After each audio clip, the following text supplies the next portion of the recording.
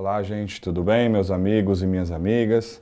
Eu aqui, Léo Cremasco, hoje, podendo participar desse maravilhoso encontro com vocês aqui por intermédio da CEBEL.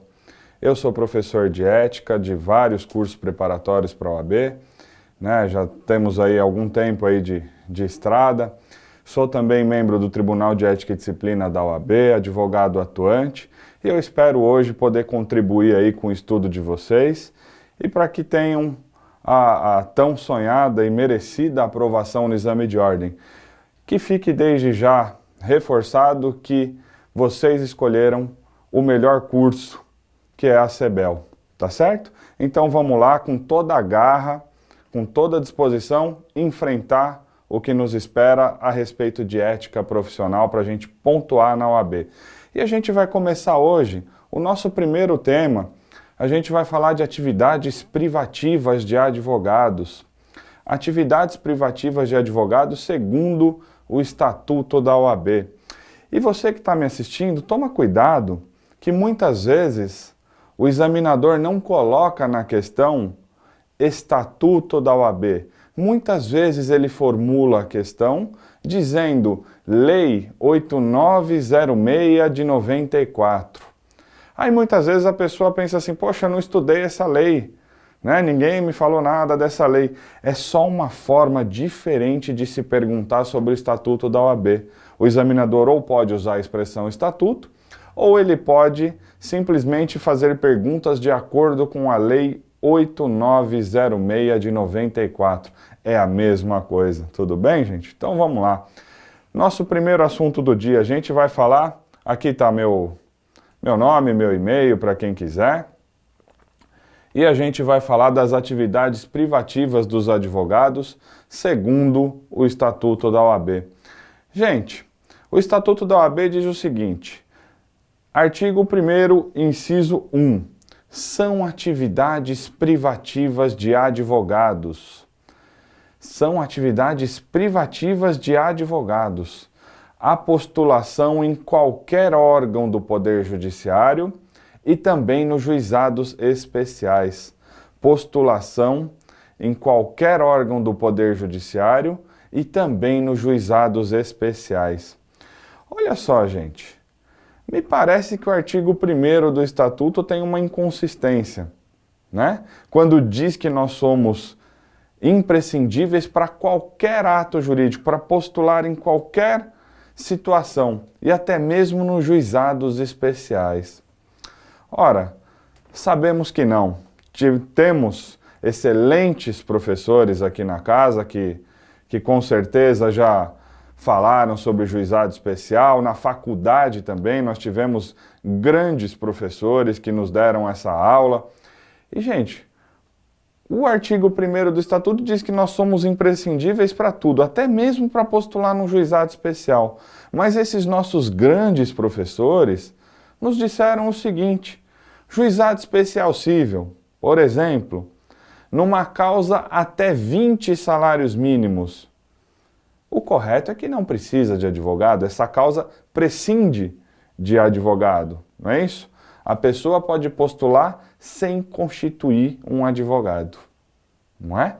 Agora, o correto é, até 20 salários mínimos o cara pode postular sem advogado, mas quando sai uma sentença e essa pessoa quer recorrer, aí já não dá para ser tão econômico. Aí a pessoa tem que contratar um advogado. Não é isso, gente? Mas o fato é, a pessoa pode postular sem advogado. Não é? Juizado Especial Federal, até 60 salários mínimos, a pessoa pode postular sem advogado. Não é isso? Aos amantes do direito penal, né? Matéria muito gostosa também. A gente sempre tem aula com bastante gente aí, advogado, promotor, juiz. Então, direito penal a gente às vezes acaba tendo uma visão bem legal da matéria. E no direito penal eu tive um grande professor que disse assim, nunca entregue um papel de pão na mão de um ladrão, porque sozinho o ladrão pode fazer o quê, meus amigos? Impetração de habeas corpus, que também é um ato jurídico, né? Não podemos deixar de falar que é um ato jurídico, mas que pode ser impetrado por qualquer pessoa, não é verdade? Não precisa ser advogado.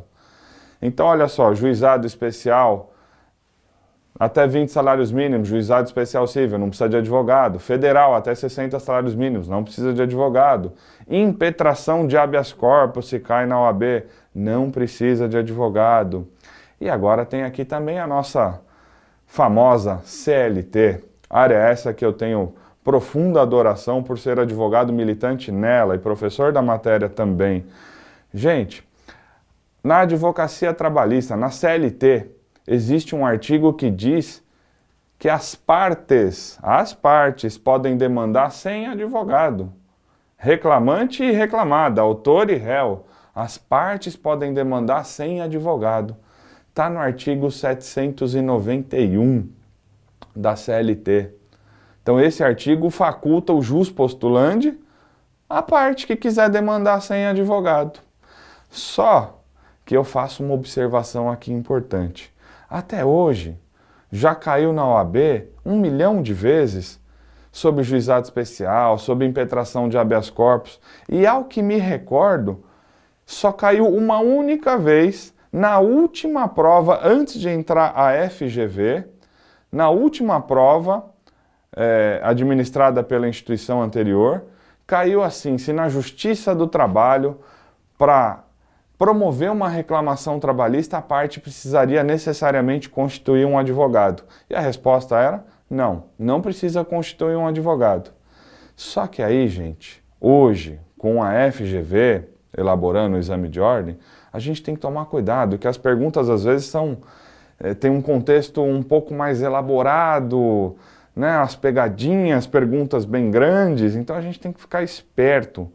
E olha só, a FGV hoje poderia perguntar da seguinte forma: na Justiça do Trabalho, a pessoa pode promover uma reclamação trabalhista sozinho? Sim. E até que momento processual essa pessoa pode atuar sozinha? Porque nós vimos que nos juizados especiais aí que a gente citou, quando sai a sentença, a pessoa já tem que pôr a mão no bolso e contratar um profissional, se quiser recorrer. Mas na Justiça do Trabalho, e especialmente na Justiça do Trabalho, existe uma súmula do Tribunal Superior do Trabalho que diz o seguinte, é a súmula 425, tá, gente? Ela diz o seguinte: na Justiça do Trabalho, a parte pode demandar sozinha até o TRT. Ou seja, meus queridos ouvintes, o cara entra com a ação sozinho, perdeu. Se ele quiser recorrer sozinho para o TRT, essa súmula 425 permite o jus postulandi também na segunda instância. É uma peculiaridade trabalhista. O jus postulandi pode ser usufruído na primeira e na segunda instância. Tá certo, gente? Então vamos ficar esperto, porque na Justiça do Trabalho, a obrigatoriedade do advogado é após o acórdão do TRT. Então quando o TRT decide, e aí a pessoa quer recorrer para o TST, aí é o momento processual de se pagar um advogado. Tá certo? Então o jus postulandi, especificamente na área trabalhista, ele pode ser utilizado na primeira e na segunda instância. Só tomem cuidado que essa súmula que eu citei, a súmula 425, ela diz o seguinte: existem ações e medidas que na Justiça do Trabalho, se forem adotadas, tem que ser feita por advogado desde o começo. Aí não há que se falar em jus postulandi. Então essa súmula diz o seguinte: entrar com a ação sozinho pode, recorrer sozinho para o TRT pode. Agora, se cair na sua prova, o mévio, né, o famoso mévio, sozinho, pode impetrar um mandado de segurança na área trabalhista? Não. O mévio sem advogado não pode fazer um mandado de segurança, não pode impetrar um mandado de segurança na área trabalhista. Tá certo? O mévio sozinho também não pode fazer uma ação rescisória. E o mévio sozinho também não pode promover nenhuma medida cautelar. Nenhuma cautelar. Então essa súmula, ela excepciona 3 tipos de assunto que tem que ser feito por advogado na Justiça do Trabalho: mandado de segurança, ação rescisória e ações cautelares. Tá certo? Agora, se cair a reclamação trabalhista, aí tranquilo. E vamos lá, gente. Fora isso, o inciso... deixa antes de eu continuar. Eu estava dizendo dos atos privativos de advogado e aqui nós mostramos as exceções. Por isso que o nosso grandioso Supremo Tribunal Federal disse o seguinte, artigo 1º, inciso 1 do Estatuto, você tem uma inconsistência. E a inconsistência é a palavra qualquer. Quando diz que o advogado é imprescindível para todo e qualquer ato, inclusive postular no juizado especial. Gente, então a expressão qualquer do inciso 1º do artigo 1º do Estatuto foi declarada inconstitucional. Porque, como vimos, não somos indispensáveis para todo e qualquer ato. Existem atos que nós somos, infelizmente, dispensáveis. Tá certo? Agora sim a gente passa o nosso estudo para o inciso 2º, que diz que também é privativo de advogado, dar assessoria, consultoria ou direção jurídica de uma empresa. Então, eu não posso me formar, eu não posso ser um bacharel em direito e fazer um cartão de visita. Eu não tenho a minha OAB ainda, eu sou um bacharel. Eu não posso fazer um cartão de visita escrito assessor jurídico, porque assessor jurídico só pode ser advogado. Da mesma forma, eu não posso fazer um cartão de visita dizendo que eu sou um consultor jurídico. Consultor jurídico só pode ser advogado. E direção jurídica de uma empresa, subentende-se, até mesmo pelo regulamento geral da OAB, que direção jurídica é a chefia jurídica de um departamento. Então, gerente jurídico de uma empresa, diretor jurídico de uma empresa, a condição para ele exercer essa função é possuir a inscrição na OAB, tá certo? Então ninguém pode se intitular, ninguém pode ocupar o cargo de gerente jurídico de um escritório ou de uma empresa sem que antes tenha a sua inscrição na OAB. Não teria a mínima razão de ser eu ser chefiado por uma pessoa num departamento jurídico que sequer é advogado, não é verdade? E, gente, vamos falar aqui do nosso colega também, estagiário. O estagiário, figura muito importante, né? E quando a gente fala de estágio, eu só vou fazer uma breve advertência a todos vocês aí, porque o nosso foco realmente é a sua aprovação. Gente, esse curso aqui é muito focado na sua aprovação. Então, olha só. Quando a gente vai falar de estágio, eu vou falar de estagiário agora sob a égide do Estatuto da OAB e do Regulamento Geral. Mas você fique atento, porque pode cair questão de estagiário também sob a égide da Lei 11.788 de 2008, que é a lei do estágio. Só que essa lei não trata só do estagiário de advocacia, é uma lei geral para todo e qualquer tipo de estagiário, tá certo?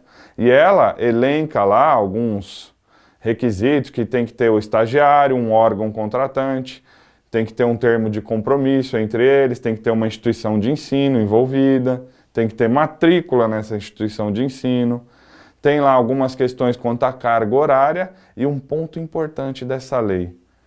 Tudo que for descumprido nessa lei gera vínculo empregatício. Olha só. Então, só tomem cuidado, não descuidem de uma leitura atenta aos termos dessa lei, porque enxergo sim a possibilidade disso cair lá em direito do trabalho para você. Então, a gente está aqui sempre fazendo linkagem porque a gente quer preparar vocês para tudo. Agora vamos falar do nosso assunto então, que é estagiário, segundo o Estatuto da OAB. Gente, estágio profissional. O estagiário, ele pode frequentar estágio na universidade também, tá certo? Se ela tiver convênio com a OAB. Então, o estágio profissional também pode ser oferecido pela instituição de ensino, desde que credenciada com a OAB. A carga horária do estagiário, segundo a lei, é de 300 horas, pelo menos 300 horas, que podem ser divididas em 2 ou mais anos. Então, se cair na OAB, a carga horária mínima para um estágio profissional é de 300 horas, que podem ser divididas em 2 ou mais anos. O que é importante a gente saber aqui sobre o nosso colega estagiário? Estagiário pode praticar algum ato jurídico sozinho? Ele pode, gente. Na prática, a gente sabe que o estagiário faz muito mais do que o que está no Estatuto e no Regulamento Geral. No Estatuto e no Regulamento Geral dizem o seguinte, que o estagiário sozinho pode fazer carga de processo. Vemos, é muito comum nos fóruns a gente ver os nossos colegas estagiários fazendo carga, né? Com aqueles carrinhos cheios de processo, que agora isso tende a diminuir com a implementação aí do processo judicial, né? Então esse trabalho tende a diminuir. Mas carga de processo, estagiário pode fazer sozinho. Assinar petições de juntada. Assinar petições de juntada. O estagiário também pode sozinho. E obter certidões de processo. Obter certidões de processo em curso ou processos findos. Aqui a gente reforça que obter certidões, gente, qualquer um pode, não é verdade? Mas o legislador também colocou essa faculdade ao estagiário. É óbvio que a gente tem que ter em mente o seguinte, que o estagiário pode agir isoladamente nesses atos, ele pode praticar esses atos isoladamente, mas sempre sob responsabilidade de um advogado, tá certo? Então o estagiário age em nome e sob responsabilidade de um advogado. Então carga de processo, assinar petições de juntada e obter certidões de processo, tá certo? Isso já caiu na OAB, bastante. O que nunca caiu na OAB? Se o estagiário pode praticar ato extrajudicial isoladamente. Judicial, ele pode praticar aqueles 3. E um ato extrajudicial? Exemplo, eu moro num condomínio e não quero mais participar de assembleia de condomínio. Não tenho mais interesse, eu acho desgastante, né? Um exemplo. A gente sabe que uma assembleia de condomínio é uma questão extrajudicial. Eu tenho a faculdade de contratar um advogado para participar da minha assembleia de condomínio. Tranquilo. Então eu vou lá no escritório do meu colega, contrato um advogado e falo, ó, o senhor participa lá da minha assembleia de condomínio. Só que no dia dessa assembleia do meu condomínio, esse advogado teve um problema e não vai poder comparecer na minha assembleia de condomínio. Mas ele tem um estagiário no escritório dele. E ora, se ele tem um estagiário, é um ato extrajudicial, será que ele não pode mandar o estagiário no lugar dele, então? A resposta é, depende. Se esse estagiário tiver um subestabelecimento do advogado, ou ao menos a sua autorização, porque a lei elenca 2 hipóteses para o estagiário agir extrajudicialmente sozinho. Se ele tiver subestabelecimento ou autorização do advogado. Numa dessas 2 condições, o estagiário pode praticar o ato extrajudicial, isoladamente. Olha que legal, gente. Então, se cair na OAB hoje pela primeira vez na história do exame de ordem, pelo menos, eu não vi essa questão ainda, eu costumava passar pente fino, quando o exame não era unificado, eu costumava passar o pente fino em alguns outros estados também, lógico, né? Agora, desde a unificação do exame, eu não vi essa questão ainda, tá certo? Então a gente fica esperto, a gente tem que se armar para tudo. Então o estagiário pode praticar ato extrajudicial sozinho, se tiver subestabelecimento ou autorização do advogado. Tá certo, gente? Agora, vamos tomar cuidado com o seguinte. Nós vimos os 3 atos que o estagiário judicialmente pode praticar, nós vimos os atos extrajudiciais, mas se cair na OAB, o estagiário e o advogado, o estagiário está junto com o advogado, ele pode assinar uma contestação em conjunto com o advogado? Sim. Ele pode assinar um recurso extraordinário se tiver a assinatura do advogado? Sim. Então percebam que o estagiário, em conjunto com o advogado, ele pode assinar as mais variadas peças, né? Ele pode assinar a petição inicial, contestação, recursos, e por aí vai, tá certo? Isoladamente, ele pode praticar aqueles atos. Isoladamente, ele pode praticar carga de processo, assinar petição juntada e obter certidões. E extrajudicialmente, subestabelecimento ou autorização. Agora um ponto importante para a gente concluir aqui o nosso tema. Olha só, gente, eu vou dar um exemplo lunar, porque hoje a gente sabe que é diferente, hoje a distribuição do processo é eletrônica, mas vamos voltar um pouquinho a nossa fita para aquele momento em que o processo era só físico. Então a pessoa tinha que ir lá no fórum distribuir a ação, não era assim? Legal, vamos pensar nesse momento. Eu não sou advogado. E entrei com uma ação pedindo indenização por danos morais em R$500 mil. Se eu não sou advogado, eu não poderia distribuir uma ação de tamanho valor, porque isso excede o limite, não é verdade? Eu poderia postular sozinho até 20 salários mínimos. Eu estou propondo uma ação de R$500 mil. Então, ó, não sou advogado, o exemplo é lunar. Distribuir essa ação no fórum. O fórum não viu, não se atentou. A ação andou. A outra parte foi intimada a se manifestar. A outra parte apresentou a sua defesa e não falou nada quanto à minha condição. Então passou, eu não sou advogado e o processo andou. Eu fui intimado a me manifestar sobre a defesa e os documentos. Me manifestei sobre as defesas e os documentos. A defesa e os documentos. O processo continuou andando. Chegou numa audiência conciliatória.